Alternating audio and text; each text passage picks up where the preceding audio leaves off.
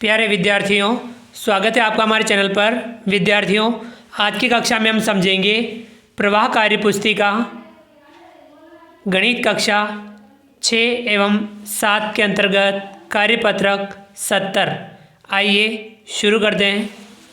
कार्यपत्रक 70 दक्षता लघुत्तम समापवर्त्य यानी एलसीएम और महत्तम समापवर्तक यानी एचसीएफ की समझ विकसित कर पाना। पहला सवाल, भाग विधि द्वारा 12, 14 और 18 का लघुत्तम समापवर्त्य ज्ञात करें। देखिए 12, 14 और 18, तो देखिए तीनों में 2 का भाग जा रहा है, 2 का भाग देंगे, 2 छंग 12, 2 सत्ता 14, 2 नम 18। अब तीनों में 3 का भाग जाएगा, 3 दूनी 6 और 7 में नहीं जा रहा है, 7 का 7 लिख देंगे और 9 में 3 तिया 9। अब यहाँ देखिए आगे जो संख्या हैं बच्ची 2, 7 और 3, तो 2 में 2 का भाग जाएगा, 3 में 3 का और 7 में 7 का भाग जाएगा। तो इस प्रकार से अतः 12, 14 और 18 का लघुत्तम समापवर्त्य इन सब का गुणा कर देंगे, 2 गुणा 3 गुणा 2 गुणा 7 गुणा 3। तो यहाँ गुणा करेंगे 2 का 3 से, तो कितना आएगा 2 गुणा 3 यानी 6। फिर 6 का गुणा 2 से करेंगे, 6 दूनी 12। फिर 12 का गुणा हम 7 से करेंगे, 12 सत्ते 84 और 84 का गुणा 3 से करेंगे तो 252। तो यानी इसका लघुत्तम समापवर्त्य यानी एलसीएम 252 आएगा। इसी प्रकार से हमें जो अगली वाली संख्या है इनका भी हमें लघुत्तम समापवर्त्य ज्ञात करना है। तो देखिए अगला है 77, 88 और 132। अब हम भाग देंगे। देखिए जिस संख्या का भाग चला जाए उसका भाग हमें देना है। तो जैसे कि हम 2 का भाग दे देते हैं, इसमें नहीं जाएगा, 88 में जाएगा। कितनी बार 77 का 77 और यहाँ 2 चौका 8, 2 चौका 8 44 बार और 132 में जाएगा 66 बार।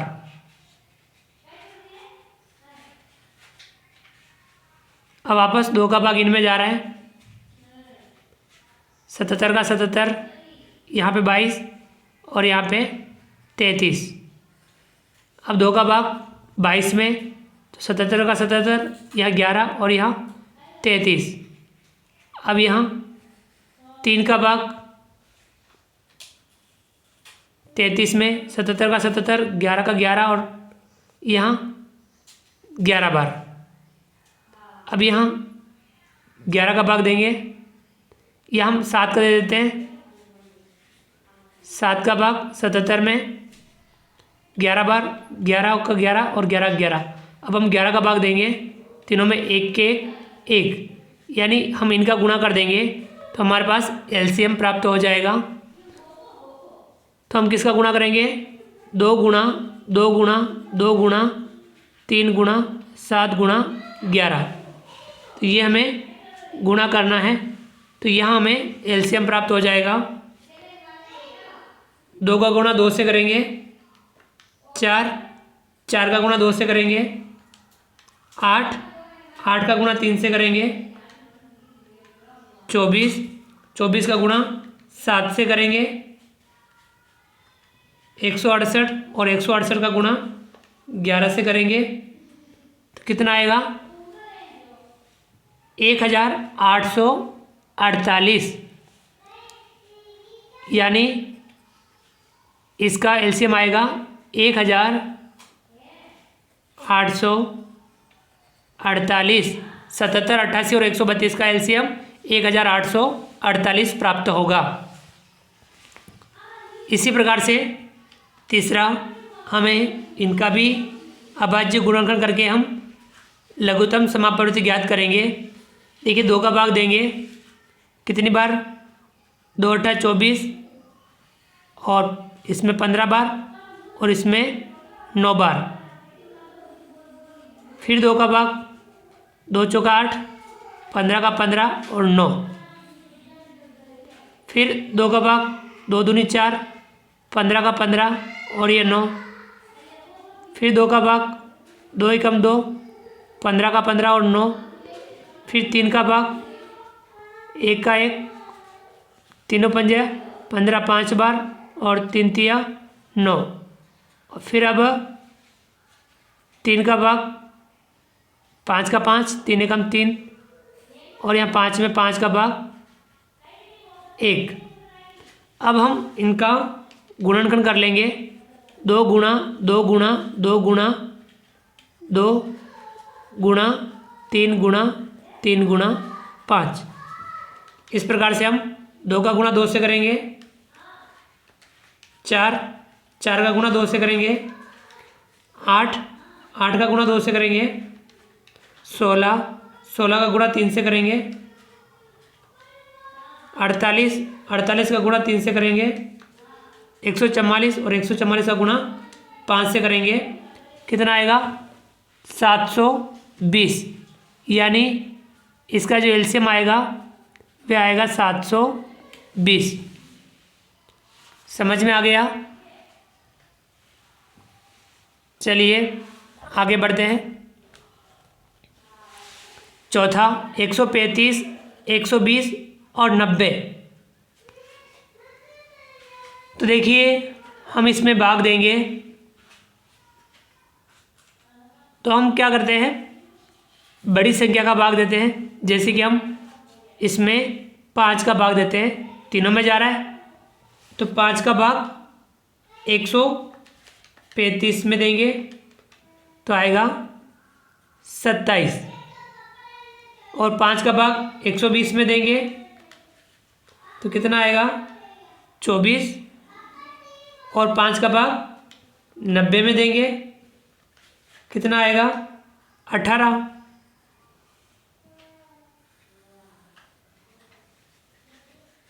अब हम तीनों में किसका भाग दें? 3 का भाग। 3 नम 27, 3 × 24 और 3 छंग 18। अब यहाँ इन दोनों में 3 का भाग या हम 2 का दे देते हैं तो ये 9 का 9 और 2 चौके 8, 2 तिया 6। अब यहाँ 2 का भाग देखिए हम 4 का दे सकते हैं, 3 का और 9 तो हम 3 का दे देते हैं। 3 तिया 9, 4 का 4 और ये 3 एकम 3। अब जो भाग जाएगा 3 और 4 का और जाएगा। 3 का भाग 3 में 1 बार और 4 का 4 और 4 में 4 का भाग जाएगा तो 1। यानी इसका अभाज्य गुणनखंड ये हुआ। हमें इसका गुणा कर लेंगे। इस तरफ लिख देते हैं 5 गुणा 3 गुणा 2 गुणा 3 गुणा 3 गुणा 4। जब ये गुणा कर लेंगे तो इसका हमें एलसीएम प्राप्त हो जाएगा। कितना आएगा? देखिए 5 का गुणा 3 से करेंगे 15, 15 गुणा 2 से करेंगे 30, 30 का गुणा 3 से करेंगे 90, 90 का गुणा 3 से करेंगे 270 और 270 का गुणा 4 से करेंगे 1080। यानी इसका एलसीएम आया 1080। अगला है 5वां। संख्या है 35, 60 और 75। इनमें हम 5 का भाग देते हैं। 5 × 7 = 35। 60 में 12 बार और 75 में 15 बार। अब हम किसका भाग दें? 3 का। 7 का 7, 3 चौक 12, 3 पंजे 15। अब जो आगे भाग जाएगा 4 में 4 का, 5 में 5 का और 7 में 7 का, तो ये इनका हम गुणनखंड कर लेते हैं, गुणा कर लेते हैं। तो हमें एलसीएम प्राप्त हो जाएगा 5 गुणा 3 गुणा 7 गुणा 4 गुणा 5। ये गुणा हम कर लेते हैं। 5 गुणा 3 15, 15 गुणा करेंगे 7 से 105, 105 का गुणा करेंगे 4 से 420, 420 का गुणा करेंगे 5 से, तो कितना आएगा 2100। ये इसका एलसीएम आ जाएगा। अगला है छठा 20, 25 और 125। अब तीनों में हम 5 का भाग दें। 5 चौक 20, 5 पंजा 25 और 125 में 5 का भाग देंगे कितनी बार 25। अब वापस हम 5 का भाग देंगे। 4 का 4, 5 एकम 5, 5 पंजा 25। अब 4 में 4 और 5 का भाग जाएगा, तो हम ये गुणा कर लेते हैं। 5 गुणा 5 गुणा 4 गुणा 5, तो ये इसका एलसीएम आ जाएगा। 5 गुणा 5 25, 25 का गुणा 4 से करेंगे 100, 100 का गुणा 5 से करेंगे तो कितना आ जाएगा 500। तो विद्यार्थियों ये इसका एलसीएम प्राप्त हुआ 500।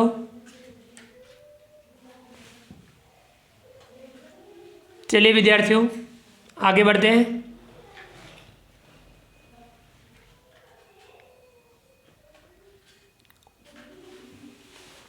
सवाल नंबर 2, महत्तम समापवर्तक अभाज्य गुणनखंड विधि से ज्ञात कीजिए, यानी इसका एचसीएफ ज्ञात करना है।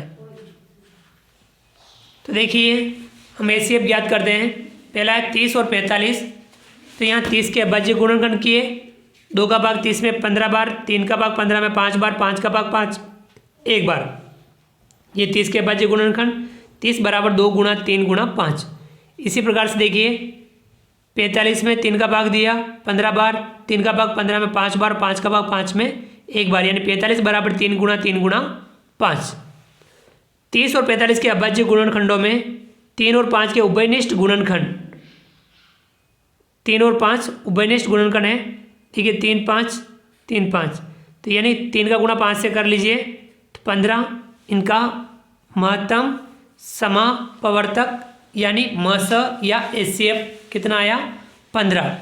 इसी प्रकार से हमें आगे वाली जो संख्या है इनका भी हमें एचसीएफ ज्ञात करना है। दूसरा है 16 और 24, तो हम सबसे पहले 16 के अभाज्य गुणनखंड करेंगे। 2 का भाग 16 में 8 बार, 2 का भाग 8 में 4 बार, 2 का भाग 4 में 2 बार और 2 का भाग 2 में 1 बार। इसी प्रकार से 24 के भी हम अभाज्य गुणनखंड करेंगे। 2 का भाग 24 में 12 बार, 2 का भाग 12 में 6 बार, 2 का भाग 6 में 3 बार और 3 का भाग 3 में 1 बार, यानी 16 बराबर 2 गुणा 2 गुणा 2 गुणा 2 और 24 बराबर क्या होगा 24 बराबर 2 गुणा 2 गुणा 2 गुणा 3। जो उभयनिष्ठ गुणनखंड है वे इसका मस होगा। देखिए 2 फिर 2 और फिर 2, 2 दूनी 4, 4 दूनी 8, यानी इसका मस आएगा 8। इसी प्रकार से हमें अगली संख्याओं के भी मस ज्ञात कर रहे हैं। तीसरा 42, 49 और 63, तो हम इनके अभाज्य गुणनखंड कर लेते हैं। पहले 42 के कर लेते हैं। 2 का भाग 42 में 21 बार, 3 का भाग 21 में 7 बार और 7 का भाग 7 में 1 बार। इसी प्रकार से हम 49 क्या करते हैं, 7 का भाग 49 में 7 बार और 7 का भाग 7 में 1 बार। इसी प्रकार से हम 63 के अभाज्य गुणनखंड करते हैं। 3 का भाग 63 में 3 दूनी 6, 3 एकम 3 21 बार और 3 का भाग 21 में 7 बार और 7 का भाग 7 में 1 बार, यानी यहाँ देख लीजिए 42 बराबर 2 गुणा 3 गुणा 7, 49 बराबर 7 गुणा 7 और 63 बराबर 3 गुणा 7। यानी हमें यहाँ मस ज्ञात करना है। तो जो उभयनिष्ठ गुणनखंड है वे लिख रहे हैं। तो देखिए जो तीनों में मिल रहा है वे है 7, तो इसका मस प्राप्त हुआ 7। चलिए अगला जो सवाल है चौथा, 40, 72 और 36। तो देखिए हम 40 के अभाज्य गुणनखंड करते हैं। 2 का भाग 40 में 20 बार, 2 का भाग 20 में 10 बार, 2 का भाग 10 में 5 बार और 5 का भाग 5 में 1 बार। अब 72 के करते हैं। 2 का भाग 72 में 36 बार, 2 का भाग 36 में 18 बार, 2 का भाग 18 में 9 बार, 3 का भाग 9 में 3 बार और 3 का भाग 3 में 1 बार। इसी प्रकार से हम 36 के अभाज्य गुणनखंड करते हैं। 2 का भाग 36 में 18 बार, 2 का भाग 18 में 9 बार, 3 का भाग 9 में 3 बार और 3 का भाग 3 में 1 बार। तो हम लिख सकते हैं 40 बराबर 2 गुणा 2 गुणा 2 गुणा 5। इसी प्रकार से 72 बराबर 2 गुणा 2 गुणा 2 गुणा 3 गुणा 3 और 36 बराबर 2 गुणा 2 गुणा 3 गुणा 3। अब इसका मस होगा जो तीनों में मिल रहा है। देखिए 2, फिर 2, उसके बाद में और नहीं मिल रहा है, यानी इसका जो मुआवजा आएगा 2 दूना 4।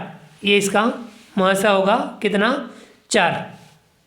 तो विद्यार्थियों ये था कार्यपत्रक 70। आप भी इस प्रकार से एलसीएम और एचसीएफ ज्ञात करने का अभ्यास जरूर कीजिए, क्योंकि ये अभ्यास के माध्यम से हम अच्छे से सीख पाएंगे। उम्मीद करता हूँ कि आपको आज का वीडियो पसंद आया होगा। वीडियो को लाइक कीजिए, चैनल को सब्सक्राइब कीजिए और अधिक से अधिक साथियों, विद्यार्थियों, मित्रों तक हमारे वीडियो शेयर जरूर कीजिए। मिलते हैं अगली क्लास में नए वीडियो नए कंटेंट के साथ में। तब तक के लिए थैंक यू, धन्यवाद, जय हिंद, जय भारत। आपका दिन शुभ रहे। Thank you.